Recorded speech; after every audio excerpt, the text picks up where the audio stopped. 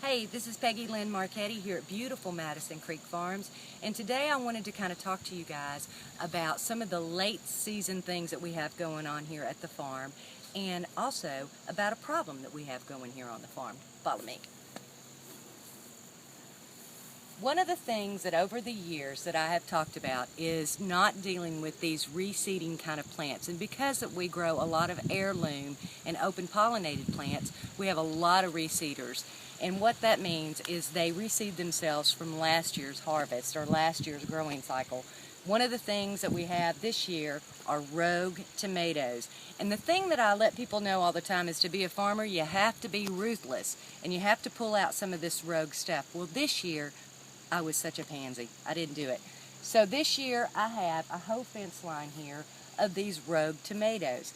And you know, if wishes were quarters, I would be rich. But the fact of the matter is rogue tomatoes, or most of these rogue kind of plants, when they do come back, they come back really weak and really spindly. And you can see here, this is one of them here that's up on this cattle panel, and you'll see that it's really weak.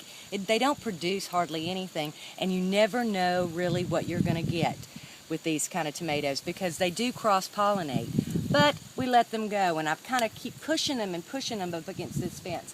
Here you go. This is a Roma variety here, and this is probably about the only production we're going to get off of this whole plant, as you can see. And you can tell that they're kind of weak, and they take a lot more care because they haven't really established themselves. This is going to be a slicer of some sort.